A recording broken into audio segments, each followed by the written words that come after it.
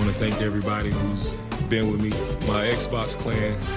When Kobe's going back to play Madison Square Garden, and he's like, hey, hook me up with dinner with Heath Ledger. Like Russell Westbrook, that was a great feat the other day. I couldn't even tweet it out. It's Coach Frank Vogel here, full of enthusiasm and positive energy. Well, first of all, you don't smoke peyote. And there was a couple games where I was at a hookah lounge. That's the truth. I wasn't smoking hookah, but I was there. There was a time when the Israelites were wandering in the desert, and all of a sudden, bread came down from heaven. That's kind of what today feels like to have KCP join. Welcome back to Bulls vs. Blazers. You can find us, as always, on Apple, Spotify, Google, anywhere else you can find podcasts. Make sure you subscribe, rate, review. Tell your friends to subscribe. Tell your friends to check out the Patreon, patreon.com/BullsVBlazers. We always say shout out to our Patreon families. It's $3 a month. You get an episode a week. I am Sean Highkin. With me, as always, Erik Gundersen. We're at the finals. We've made it.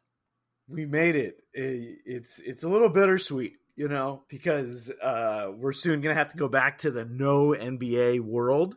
Yeah. But there is going to be plenty of sports when the NBA is done, unlike most years when, you know, because, I mean, I don't really pay attention to baseball until the playoffs.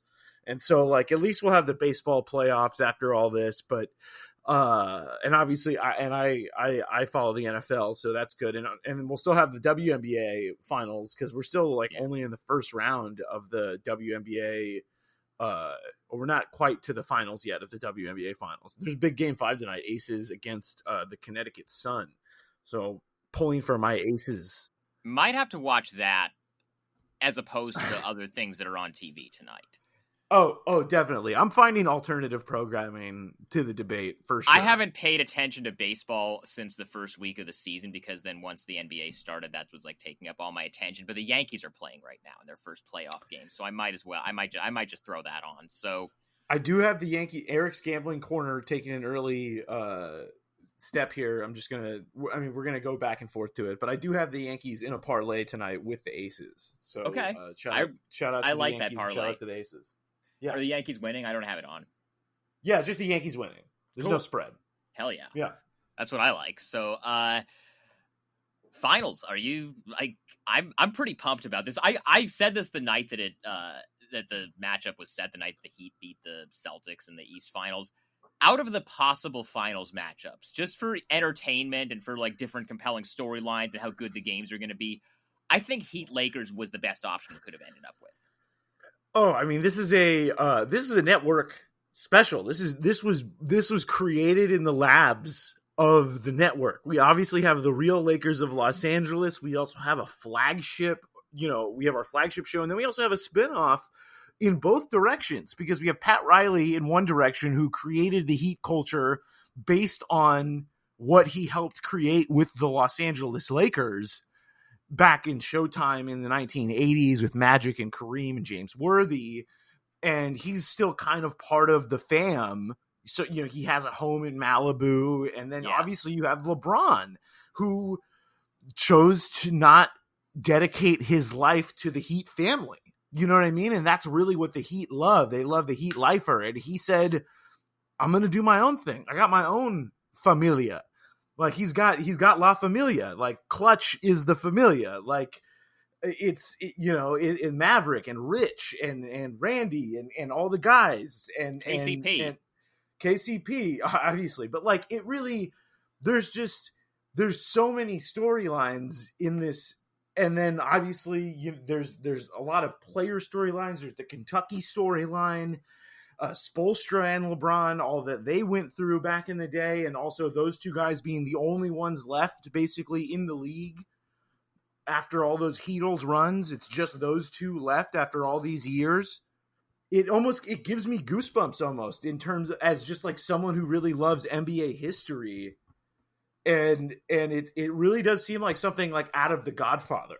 And I loved this morning. So they did the finals media day today where, they had just had kind of everybody was available. Everybody talked. So somebody asked LeBron whether he was extra motivated to beat the Heat and Pat Riley after kind of the way things ended in 2014. Because those of you who don't remember, the Heat lose to San Antonio in the finals in 2014, and then Pat Riley gives a press conference where he basically challenges LeBron to be man enough to stay, and I think that didn't really sit well with LeBron. So somebody asks LeBron today whether he has extra motivation to beat the Heat because of that. Sorry, there was just one more thing before you give the punchline on what LeBron said. The other thing was that Pat Riley revealed to the media that LeBron was having a daughter. Oh, I forgot about that. Yeah, before anybody else knew, outside of LeBron's family and a couple of select people, and LeBron was also unhappy about that, according to Brian Windhorst. However long ago, 6 years ago, when it happened. Yeah. I totally forgot about that, but I remember that at the time. It's like, I do not remember LeBron announcing that Savannah was pregnant, but I guess but yes. But anyway, so LeBron is asked today whether he has extra motivation to beat Pat Riley now in the finals, and he says absolutely not, which, okay, all right, okay, yeah, I definitely buy that, LeBron. I believe you. For sure, dude, for sure. Definitely. That, like, LeBron, and this is the thing, though, like, okay, the Lakers are the heavy favorite. If the Lakers win, LeBron is going to spill all the tea. Oh, yeah. Like, he's saving it for right now because he's not going to do all of that before the finals start, because I think he wants to make sure that he delivers.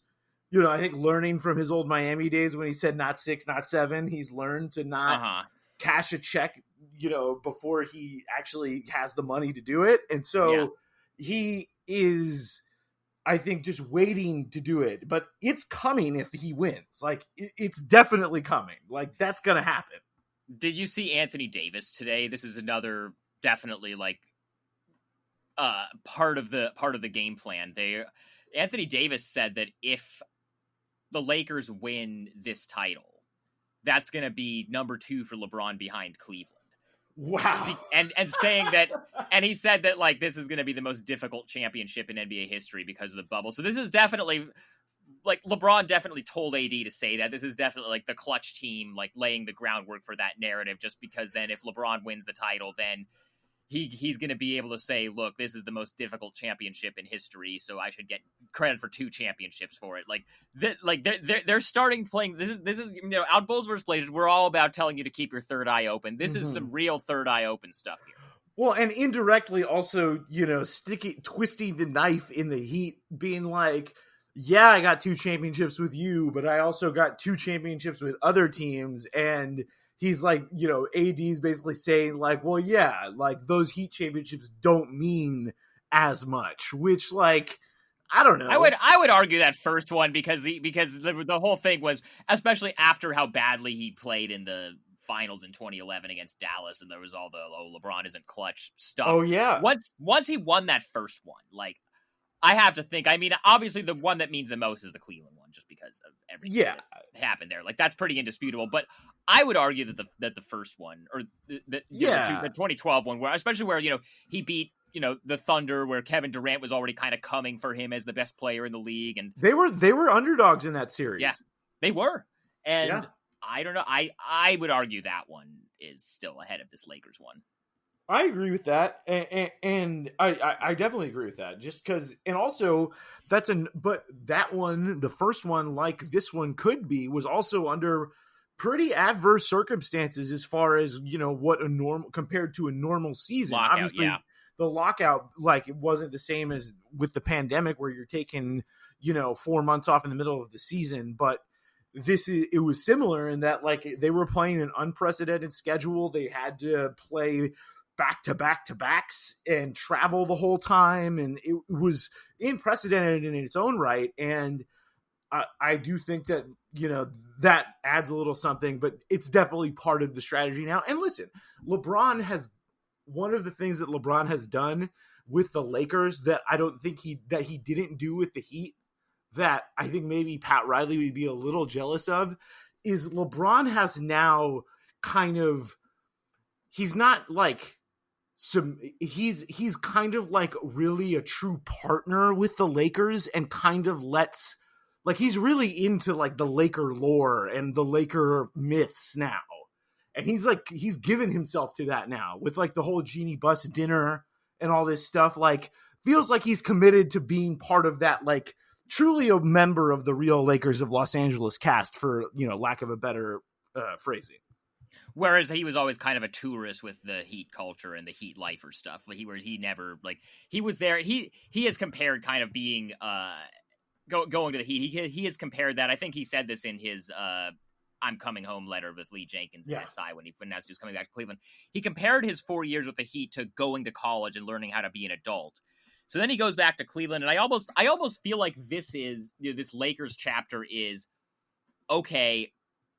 He graduated from college. He is really ambitious at the beginning of his professional life. Now he got surmounted like this big challenge of getting the title back to Cleveland, and now he's like, you know what? I'm an adult. I know who I am. I know what I am. I know, kind of what I want the rest of my life to be. I'm just going to kind of settle in and just really try to build something long-term. And that's kind of feels like what he's doing with the Lakers. Yeah, I think he's really I think it's going to be LA. It's going to be the Lakers. It's going to be Spring Hill Entertainment and all this stuff he's got going on in Hollywood. And they just announced a deal the other day with Universal. It's every day at this point with the entertainment news in LeBron's world. And then plus the more than a vote stuff, that's big too. Yeah, that's huge. They're working on, and they just released something with Michael Vick the other day and trying to get Michael Vick's voting rights back as one of the many people in Florida that are they can't get their voting rights back due to an amendment that was passed a couple of years ago. And so he's always, and LA is just an easier place to get more of that stuff done if you want to do more than just that in Cleveland and so sorry, it is what it is, and so this is gonna be so much fun. The LeBron Pat Riley thing, the clutch Pat Riley thing is so juicy and so good. I don't feel like we don't have a Miami show really. It's usually what is there a coffee? Is there a show about coffee? Is there a show about coffee that we could do? I don't know. I don't know. Maybe. The Jimmy Butler big face coffee thing. I will just say, you and I are both masters of the grift in terms of getting retweets on tweets of quotes from press conferences. The Jimmy Butler big face coffee thing has become such a productive grift for me. Every single time I tweet out any quote from Jimmy about the coffee thing, or from one of his teammates saying the coffee is too expensive, I get 1,000 retweets guaranteed. Oh yeah, so, no, I saw your one about nobody's getting free coffee, and it has 1,000 likes. You're out here with these Jimmy Butler coffee tweets. It's a gold mine. I mean, you gotta pick your spots when you're tweeting the quotes from the press conference. You can't just be unless you're if you're a beat writer, I get it that okay, your job is to provide information on the team. But if you're one of us, me or you, as a national guy who's parachuting in and doesn't cover the team regularly, you can't just come in and tweet every single quote from a press conference, or just tweet LeBron says he is motivated in this series because he really wants to win a fourth ring. That's not going to do anything because everybody else is going to. You got to really pick your spots and pick the ones that are going to go viral. Make sure not to take them out of context, of course. You don't want to be kind of just exploiting it. You don't want to be that guy. Yeah, you don't want to be that guy. No. Because then no one's ever going to want to say anything fun in front of you ever again. No, but Jimmy Butler saying, I'm never going to give anybody a free cup of coffee. You tweet that. That's hilarious. That's going to go viral. Or you tweet, I don't know, the other night when LeBron said, I was watching the last year's finals at a hookah bar, but I wasn't smoking hookah. You tweet that, that's going to go viral because that's just a funny quote. Which is now part of our intro, by the way. Yeah, we remixed the intro. We've time for the finals, a remix, revamped Real Lakers intro 2.0. I hope you guys caught the changes up top. Yeah, and this is why we knew the Lakers would someday, get back here, because this is just what they do. They wouldn't be the Lakers without the added drama, and then now they've made it to the finals. We've talked about the juicy personal storylines, and I think we should talk a little bit about some of the on-court stuff, because so we have the two marquee matchups that everyone knows, Jimmy and LeBron, and then I think Bam and Anthony Davis is number 2 or 1A, if you will. That's going to be so much fun. And there's also the storyline of how often does Miami go to the zone? How do the Lakers deal with that? But I do think that I've been thinking more and more about this, and everyone's been talking about it on the Heat today. And Spoelstra kept on talking about how important it has been to show Dragic that they wanted to win and that they were committed to winning. And that was part of getting him to stay there and not having him not request a trade, even though he would have wanted to go play with Luka for sure. They almost traded him. Yeah. But I just think he's going to be, I think he's the X factor in this series, because him against Rondo is a matchup that I like Dragic in more, frankly. And I feel like Jimmy can't completely cancel out LeBron, but he can maybe give you 80% of what LeBron is going to give you. And Jimmy's also totally unafraid to guard LeBron. Yeah. Well, he has no fear. He's already lost to him 3 times in the playoffs. Yeah. So it's not like he is afraid of the moment. Like, he's already, like, that's the thing about Jimmy Butler too, is like, that guy is not afraid to fail. And I believe that he will take that matchup against LeBron, but I just don't know where, and Caruso's been good, but Dragic is going to be a major key in this series. And then Harrow as well, I think is going to be huge, because Dragic and Harrow and Duncan Robinson and Iguodala as well, they're all going to have to outplay the collection of Danny Green, Caruso, Rondo, and KCP. So I have a stat for you about that, actually. I looked this up because I wrote about this in our staff roundtable on this series at BR, which you can go check out in the Bleacher Report app. Just a plug, because I'm a company man. Shout out to Bleacher Report. Half of this podcast is employed by Bleacher Report. We love it. Absolutely. So, how many times Lakers have played 15 playoff games this year? How many times in those 15 playoff games has a player on the Lakers that isn't LeBron James or Anthony Davis scored 20 points? I want to say 4. No. 3? No. 2? No. How many? 1. You know who it was? Rondo. It was Rondo in game 3 of the Houston series. I could have sworn KCP had a 20 in there, but I'm wrong. He had an 18, and then I think Kuzma had an 18, but that's it. Everybody else, every other one, it was like every other one of those box scores, you go back and look at it, and it's like LeBron had 34, Davis had 27, and then everybody, like the next most guy on the Lakers had like 11. Yeah, I mean, they don't get a lot of scoring. I knew it was top heavy. I didn't think it was that top heavy. That's crazy.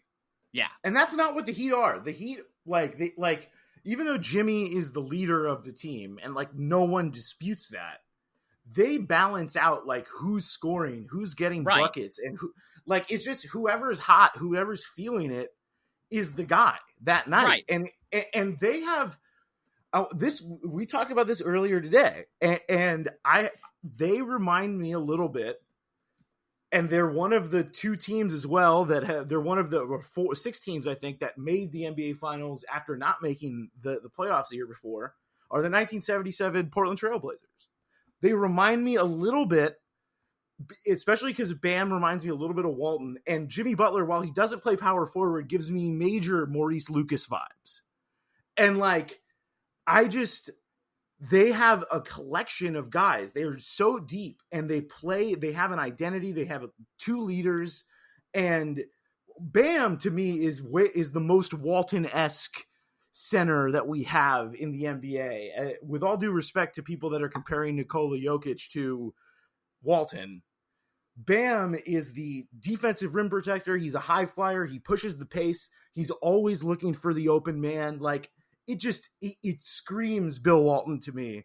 And in the terms of just like what we saw on film from those 77 teams. And listen, the 77 teams had to beat the Lakers to win the championship. So I'm not going to pick. I don't think I can really bring myself to pick the Miami Heat, but they give me major 77 Blazers vibes. They just seem like a lightning in a bottle team. So you're picking the Lakers ultimately. I'm ultimately picking the Lakers, I think. Okay. I'm going there. I'm taking Miami. I respect it. I wish I could. I'm gonna probably look stupid if LeBron just has another like historical LeBron series and like none of this talk about matchups matters.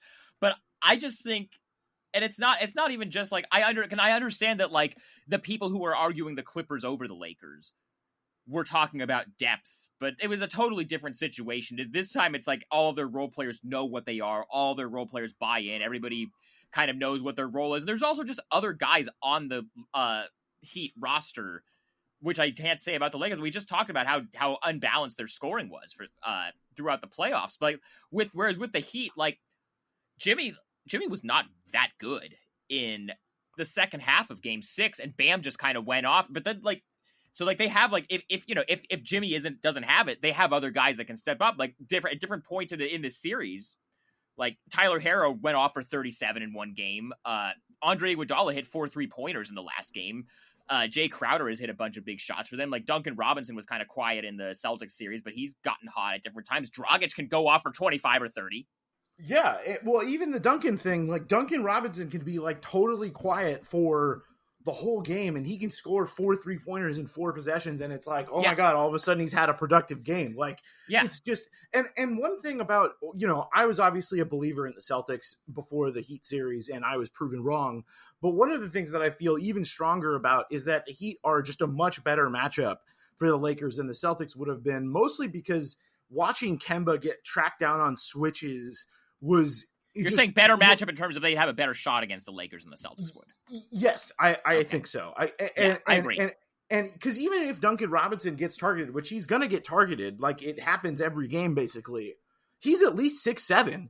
He can at least get his hand up and contest a shot, because for as good of a player as Kemba is, he has physical limitations that against a team as big as the Lakers that don't play anybody basically below 6'3" or whatever, however big Rondo is. Rondo's the smallest guy on the court that ever gets court time for the Lakers. Like everybody on the Lakers is 6'5" or above. So you have to have size all over the court. And even the Heat's bad defenders, like Dragic is their smallest guy at 6'3". Like they are not a small team. So they have guys where if they switch sometimes, it's not going to be as bad as other teams that the Lakers could have faced, or if they would have played the Clippers, for instance, with Lou Will and Montrez and all that.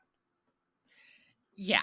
I mean, this Heat team, I think this is just like the perfect team to match up against the Lakers. And I also just feel like, they've been underdogs in every single series that they've been in, and they're going to be underdogs in this series. Like, I kind of feel like I'm just kind of done doubting the Heat.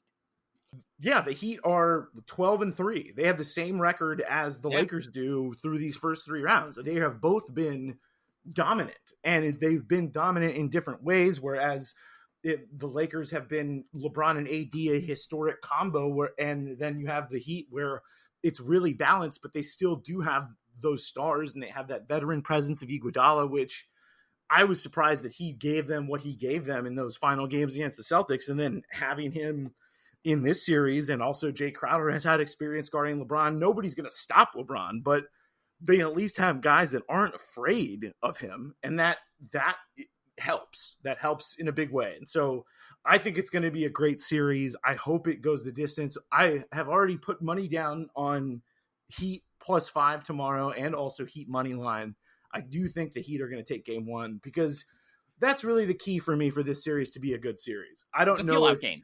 But if they lose the LeBron feel-out game, that's bad news. Like if they lose the LeBron feel out, like, good night, in my opinion. Obviously, they're not going to just quit, just like the Nuggets didn't just quit, but you can't give LeBron the advantage when he's still feeling you out. Like, you just can't. And so I don't know. I do think that the hopes of this series being a really, really good series hinges on Miami winning tomorrow. Yeah, I don't really care. Like, I think it would be cool either way. Like, it would be cool if, this up and coming Heat team wins. It'd be cool if LeBron got a 4th ring. It would be cool either way. I just hope it goes 7, because as we said at the top, because after October 13th is the date of a game 7, if there's a game 7. After that, I have no idea when we're going to have NBA basketball again. No, They we still don't. haven't said. It's probably going to be like they're talking now about January. I would guess February or early March is when they actually end up doing it. Yeah, I mean, we can hope. We have to hope. I mean, I hope it's that early, but there's going to be a lot at stake between now and then. They're going to have the draft in mid-November, which they moved from late October. So we're going to have a lot of NBA procedural stuff. There's going to be labor talks. I'm sure there's so one side is going to opt out of the CBA at some point. Yeah. I have been spending the last 2 mornings on Zoom calls with draft prospects because they're doing their virtual combine right now. Mm-hmm. And I have just been reminded, because I used to go to the combine every year in Chicago back when we could like go to things. Right. But I have just been reminded of how useless the media sessions are for the combine.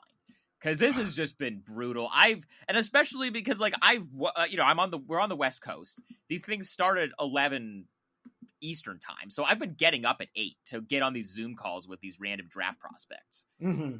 Just to listen to them. Just each one of them lasts for like half an hour.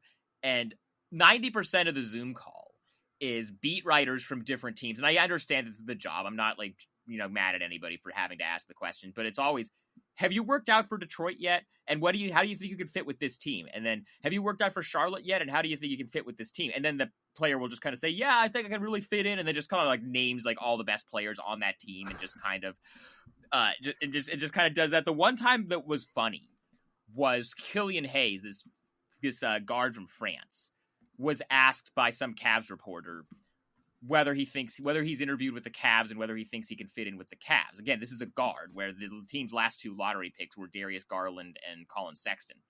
And Killian Hayes just outright says, well, they just drafted 2 point guards, so I'm not sure how much sense I would make there. Which I respect. Shout out to Killian Hayes. We're already big fans here on the Bulls vs. Blazers podcast. Yeah, draft Killian Hayes #1 challenge. That's exactly what we need. LaMelo was like one of the worst interviews I've ever been on yesterday. It was just brutal. Well, I mean, that doesn't surprise me really, having seen some episodes of Ball in the Family.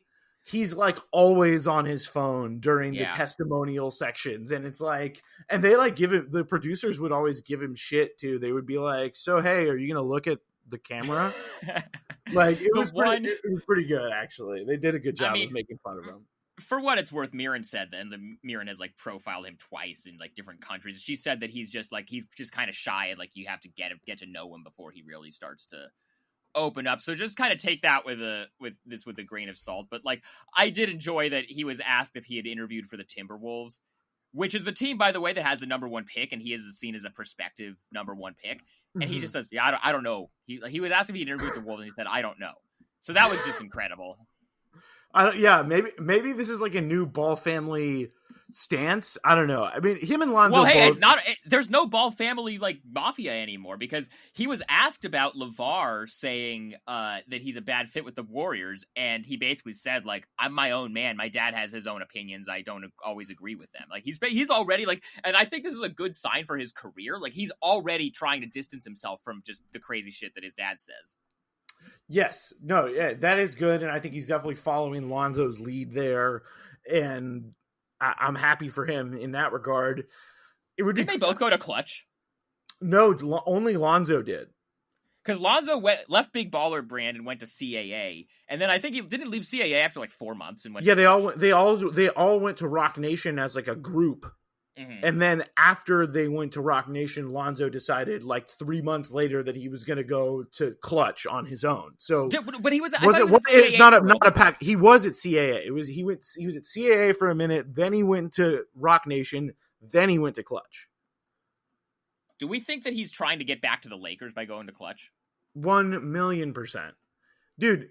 He loves LeBron. And LeBron likes him a lot too. I mean, LeBron obviously made the right call deciding to put him in the package for Anthony Davis because he got Anthony Davis.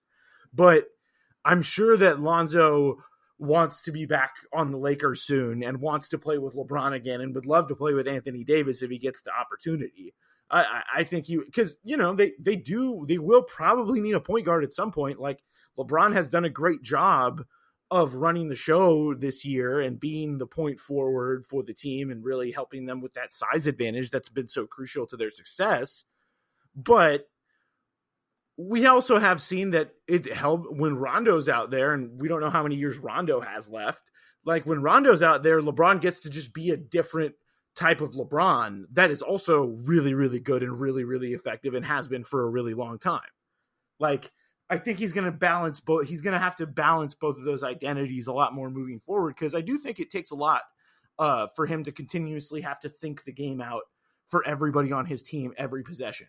And I think that's why Rondo has been so good for them. And, you know, back to the finals for a second, like Rondo's going to need to be, I think, kind of more like he was in the Houston series. Like he's going to have to be really, really good for them to win, because the Heat play a lot of versatile guys in the perimeter, and it's not going to be like just Jamal Murray and figure it out like it kind of was in the last round. This is going to be a big series for the playoff Rondo believers. Yes. If he can get them help get them a championship 10 years after he got one with the Celtics, then then we're going to be fully vindicated for the playoff Rondo thing. I mean, we already mostly are, but if they win a title, especially like they've been talking so much, like one of the big talking points for all the media stuff today has been that, you know, it's been 10 years since Rondo's been in the finals. It's been 11 years since Dwight Howard has been in the finals. Like, if those two guys, you know, get rings with LeBron 10 years after they like battled every year in the playoffs, like that's crazy. Yeah, no, it's wild. And also too, it is pretty wild. I think we should touch on this a little bit just because it's such big news, but the fact that Rondo's going back to the finals the same week that Doc Rivers got fired from the, I mean, the storylines are just overlapping in crazy ways in this series. Like, you know, Rondo, they were up 3-2 against the Miami Heat in 2012. They lost. Like, I mean, there's so many things. But yeah, the Doc Rivers getting fired, shocker. Not many things actually come out of nowhere in the NBA. But I mean, look, I understand why they fired Doc.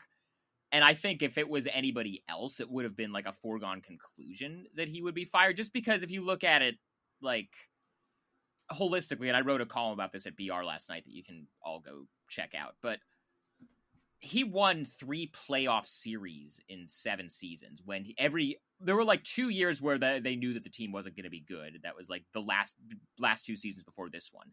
But other than that, the 5 seasons that he had either like Paul George and Kawhi Leonard with this current group, or the Chris Paul, Blake Griffin, DeAndre Jordan years with the Lob City group, every year they were supposed to contend, and he won 3 playoff series in 7 years and blew 2 3-1 leads that would have gotten them to the conference finals in 2015 against Houston and then this year against Denver. So I get it. Like, I understand why they did it. I'm just shocked that they actually did it, just because I assumed that with not only the way that he got them through the Donald Sterling stuff in 2014, but also just how big of a voice he's been on the Black Lives Matter stuff in the bubble, and just how he's basically been the league's representative on that stuff. Like, I figured he would have that job as long as he wanted it, like Spo or Pop does.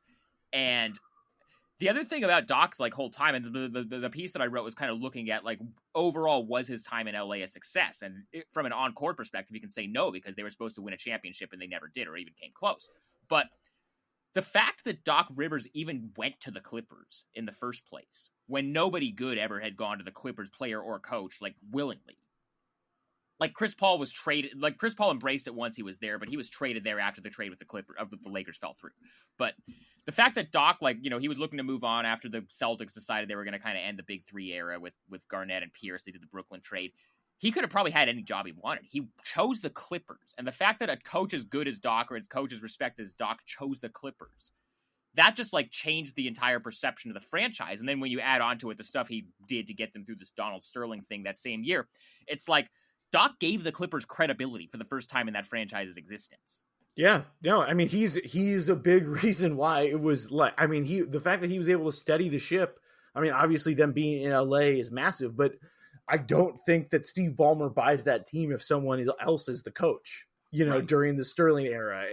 And yeah, and now they have expectations, and now but Yeah, I mean, unfortunately, I mean, we talked about this when they lost to the Nuggets. Like, do they fire him? And we both came to the conclusion, like, there's no way. Like, just because of all the stuff you just listed. And then now, looking back on it, it's like, okay, it makes sense. But, like, I don't know.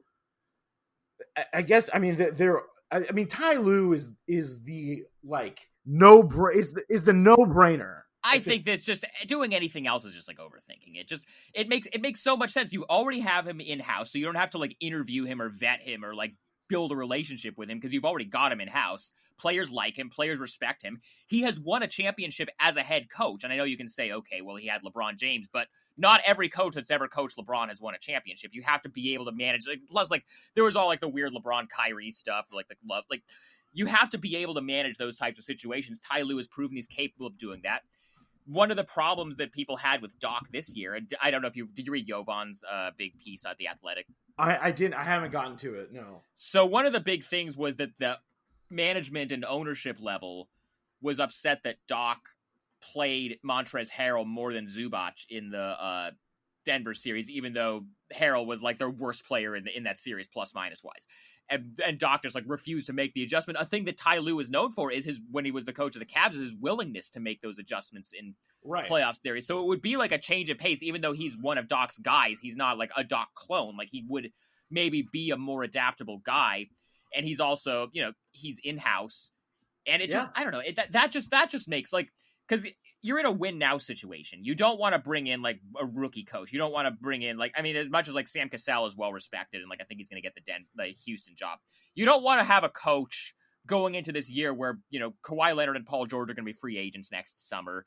They need to win or at least get to the finals this year. You don't want to bring in somebody who's never been a head coach before. Ty Lue has been a head coach. He's won a title as a head coach. He's already under contract. He's already in-house. Like, it just makes so much sense. Like any other decision they make would just be kind of confusing to me. Well, and Ballmer has it's not going to be a Lakers situation where they're going to be balking at whatever number Lue's agent asks for. Like, Ballmer's going to pay it because no matter what happens, it's going to be less money than he was paying Doc Rivers because Doc was making over $11 million a year for two more years. Even as of right now, Ty Lue is like the highest paid. Isn't he like the highest paid assistant? And I think it's Jacques Vaughn now. They like moved. They made it up to Jacques Vaughn by giving the job to Steve Nash by giving him a raise.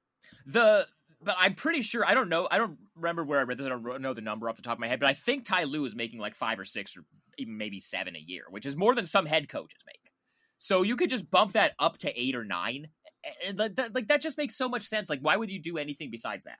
I don't know. I mean, I think the Phil Jackson rumors are complete bullshit. No, but that's not a rumor. That's something that's one person tweeted, and people just kind of went with it because people just kind of dunked on that one tweet because it was ridiculous. But like, that's not actually like. There's no chance. No. Phil was barely healthy enough to coach the Lakers 10 years ago. Yeah, I don't think he wants that stress. I don't think he wants to deal with that travel. Like his back is bad. Like he's not. He's like almost 80 at this point, right? Yeah, it's never gonna happen. Like you might as well be like, we're gonna get Hubie Brown. You know what I mean? Like you might as well say that at this point. I don't get the Jeff Van Gundy thing either. He hasn't been a coach for 13 years. I feel like if he had really, he was an assistant on Team USA. Right, when they played in like the Panama tournament or whatever. No, he was an assistant in the FIBA World Cup. Oh, was he? I thought, because I know he coached I know he coached like the junior team or whatever, but like, okay, I mean, I feel like if he really, really wanted to get back into coaching, he would have gotten back into coaching by now. Yeah, but he probably has like a pretty nice gig. You know what I mean? Like, that's the other thing is like, he's not getting paid. It's not that he's not getting paid at ESPN. Like, he's getting paid to do that job. And it's like, he doesn't have to do a scouting report. He doesn't have to do a game plan. Like he could just he can do his research and watch the games, but he doesn't have to work like anywhere near as much as he has to work as an NBA head coach. And like, and also answer questions from the media every day, which judging from the way Jeff Van Gundy talks about the media on ESPN doesn't make me think that that's something that he would want to do. But I mean, he is getting floated out there. It seems like for a reason. Like it does seem like he wants his name out there. I don't think it's completely disconnected from his own desires. But who knows? I mean, it's been like 20 years since he was a head coach almost. 13.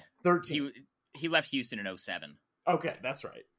So I don't know. I'm really interested to see what Doc does next because, I mean, like an hour after the news came out that he was out with the Clippers, Mark Spears reported that the Pelicans and Sixers have already reached out to see what his level of interest is. If I was him, I would not want any part of that Philly situation. That organization's a shit show. I don't trust that front office. Like, you already know that, like, Simmons and Embiid don't get along.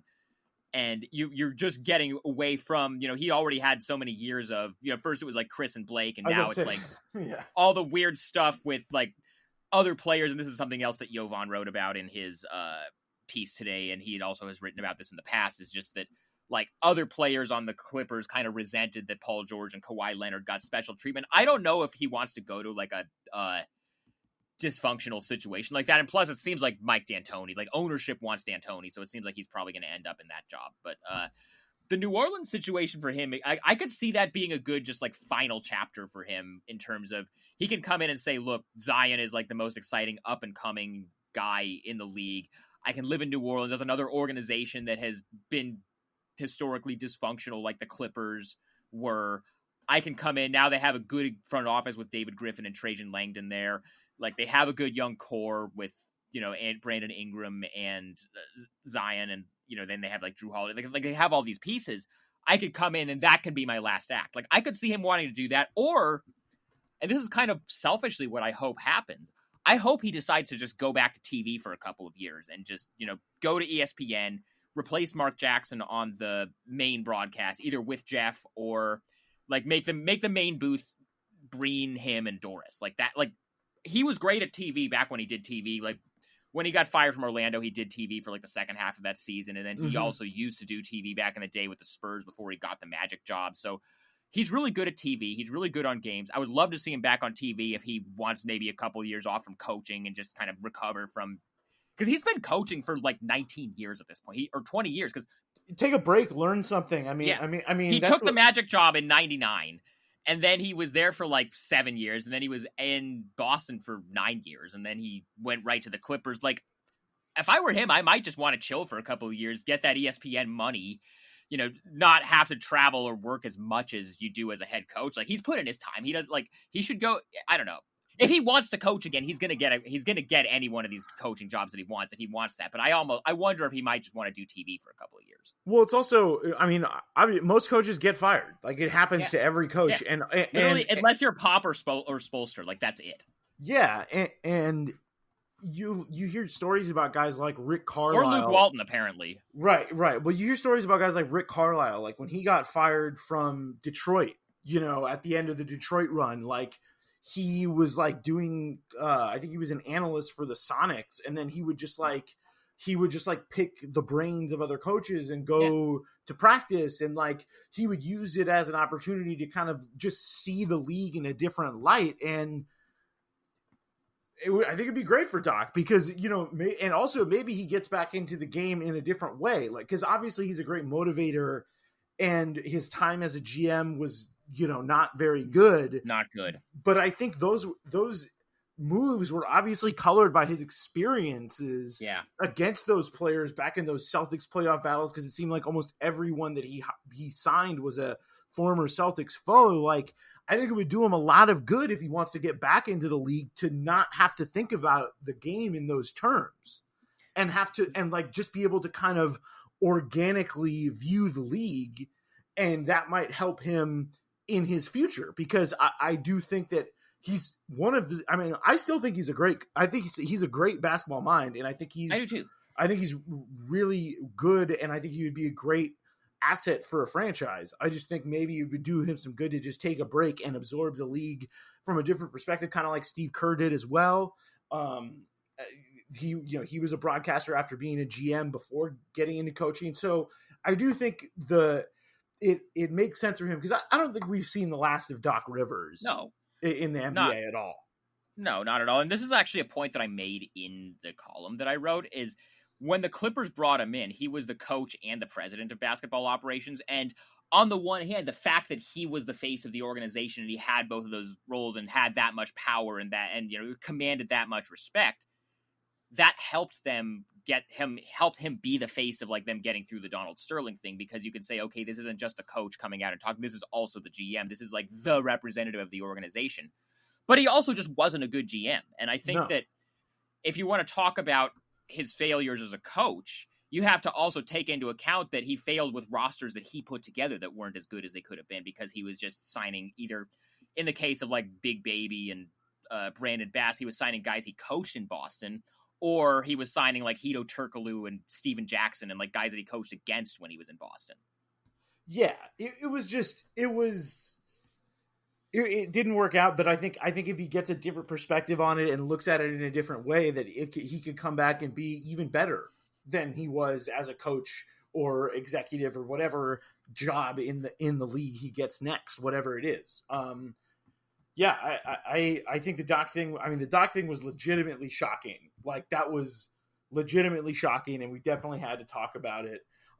Apparently, he's been reached out to by multiple teams already, so maybe he'll take a job if he wants it. But I think we're both in agreement that it would be not only the best for Doc, but also the best for us basketball fans to have him on TV, because I was watching with some of the old games I was watching over the when the hiatus was going on, was Doc as the analyst guy, and I was just like, he's great. And I remember I forget what Olympics it was, but he was like doing Olympics TV a couple of years ago. He loves it. I think he'd be great at it, and he's great in front of the mic when he talks to us. So I think he'd be great on like the Jump or whatever, like whatever he wants to do on TV. Please hire Doc Rivers Network's challenge. This is actually, I remember, because like during this season, it never ended up happening because I couldn't get like anybody involved to talk, but I was going to write about the time that the Magic signed Tim Duncan, or signed Tracy McGrady and Grant Hale, and almost signed Tim Duncan. I was going to write about that summer this year. It ended up not happening because nobody wanted to talk for it. But when I was like doing research for that story, when I was working on it, Doc took the Magic job in '99, but before that, so he had retired in '96 from playing, and his last team he was on was the Spurs. He immediately gets hired as the Spurs color commentator on TV, and he's really good at that.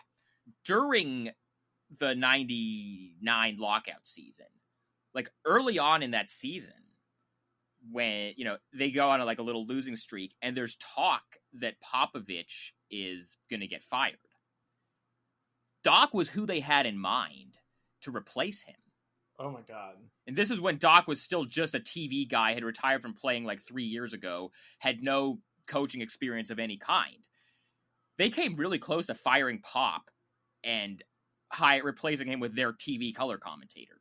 Wow. And then it ended up not happening. Then the Spurs win the championship and Pop becomes untouchable, and then Doc takes the Magic job, and his career kind of goes from there. But there's just a whole lot of different what ifs and sliding doors stuff that went on there. That's an amazing story that it's too bad that it didn't materialize. Like the Spurs fell out, like the Spurs felt out Doc, like RC, like Peter Holt felt out Doc to be like, hey, how interested would you be in taking over this job if we were to, like, it got to the point where they, like, Pop has like denied that they had conversations even about it. Like, he says that was just a rumor, but I've read some other stuff, or I've talked to a few other people like on background, like that was a thing that was real, that they almost did that. That's awesome and incredible. And that's also just shows how tough these things can be, and how close almost all these triumphs are to a complete disaster. Like and yeah, I mean, this is also, if nothing else, this series that we have here in the finals shows like how hard it can be, how lucky you have to be to get back to these points. Like the Lakers had to get lucky to get LeBron James, and to have Anthony Davis sign with Clutch, and to have all of those things come together. And then the Heat to have the Warriors blow up the team to sign D'Angelo Russell so they could get Wiggins, having them trade Iguodala to Memphis, and being able to get Iguodala and Crowder, and then also like this hiatus they were like working out the entire time in their gym, and then Spoelstra basically redesigns the entire team to get them and they back hit up on all as these young guys like Harrow and Robinson. Yeah, and Bam. I mean, Bam was the 13th pick or 14th pick. Yeah. Like, and he's a borderline, like, he's definitely he was an all-star, but like he's maybe on the precipice of being like the second best center in the league, or maybe and if he outplays Bam, you could have a debate, or if he outplays AD, like it could be a debate. And it's just like, you have to get so lucky for these things to happen. And these two teams had everything work the right way. Obviously they all worked hard, but every team in the NBA works hard, and so I'm excited. I'm so excited for tomorrow. Like, the history that's going to be on display. You're going to have, I forgot. I don't want Udonis Haslem to come for me. I want to edit a statement that I said about Spo and LeBron being the last two men standing from the Heat. Obviously we have UD as well, who's still on the squad. So he is. I don't want to take anything away from UD, because I don't want any problems with UD. No, I don't want any problems with UD. No. So I'm hyped for tomorrow. Tomorrow's gonna be great. I think the chances of it being a really good series and a really long series, I think the Heat have to win in game one. But if anything has shown us in this bubble, like anytime that they're the underdogs, they come back and win, even though Jimmy Butler doesn't believe in things like being an underdog. No. And he also said that he doesn't read anything on the internet about him, which okay. Also, for sure, dude. For sure. Like, that's right there with LeBron saying it wouldn't mean anything extra to beat the Heat in the finals. Also, Rondo saying that Jimmy was one of his favorite teammates in Chicago, which when they they had beef, didn't they? Like, yeah. Because he hated the way Jimmy was just like hanging out with D Wade and telling all the young kids to go fuck themselves. Can we also talk about how LeBron was asked about Spo today, and he basically was like, "Oh, it's a media narrative that Spo doesn't get any respect." It's like, dude, like when was the last time a media member had anything but positive things to say about Spo? Like, maybe in like 2013 or 14, the narrative around Spo was like, "Oh, he can't win without LeBron." But now it's like, at this point, he's done enough that like, that's not a thing anymore. But LeBron is still just like, oh, nobody respects Spo. It's like, at this point, the only thing anybody talks about with Spo is how nobody respects him. There's nobody actually disrespecting him at this point. No, I mean, I think LeBron's also playing some mind games right now. Like, it's just like he's like, no, you are. But either way, trying to give more credit to Spo than Riley for the stuff. Oh yeah, he's definitely doing that. Like, he said, like, he's a great basketball mind or whatever about Pat Riley today, but he's definitely clearly doesn't want to deal with Pat Riley. And so I am so stoked for these family narratives. It's going to be so much fun. It's going to be also really interesting contrasting styles with the Lakers, who are, really dependent on their bigs and rebounding and their two stars, obviously. And then you have the Heat, who have a bunch of guys and a bunch of different 3-point shooters, and they're a way better 3-point shooting team than the Lakers are as a group. So really a great contrast, but then also really great matchups individually as well when you look at the Bam AD stuff. And, Eric's Gambling Corner is going to make one last return. I do think that a great value bet is Bam Finals MVP. Like that. If I picked that in my BR prediction. So we're aligned here, because if the Heat win, it has to be because Bam at least plays AD to a stalemate. Like, at least that has to at least happen. And if it does, then I think he should win it. But yeah, I'm really hyped for tomorrow. I'm gonna pick Lakers in 7. I think, though. I'm going with the cowards pick once again. I can't pick against LeBron in this scenario. I think he smells it. I think he's going to get it done. I think he's going to find a way. Whatever they're doing, I think he's going to find a way. I can see it. Cool. So we'll be. You want to do Saturday maybe for the Patreon, because then we'll have had 2 games of the series. Yeah, sounds good. All right, so that's when we'll do the Patreon. Other than that, make sure you subscribe to the Patreon. Patreon.com/BullsVBlazers. $3 a month. Shout out to our Patreon families. Shout out to Doc Rivers' family. Shout out to Doc Rivers' family. Shout out to Austin Rivers. Shout out to Callie Rivers. Shout out to Seth Curry. Shout out to Seth Curry. Yeah, shout out to Seth Curry as well. Find us as always, Apple, Spotify, Google, anywhere else you get podcasts. Subscribe, rate, review. Follow the show on Twitter and Instagram at BullsVBlazers. Follow me on Twitter and Instagram at Highkin. Check out my stuff on Bleacher Report. Eric, tell everyone where they can check you out. You can follow my basketball stuff at Blazer Banter. You can follow my writing about the NBA Finals, LeBron James, and whatever happens in the series and whatever happens after with LeBron at LeBronWire.usatoday.com. Gonna have my preview going up, but we've obviously been busy today with all the media day stuff and all the storylines there. So go check out all the content over at LeBron Wire. All right, we will be back later this week with a Patreon episode. Thanks for listening.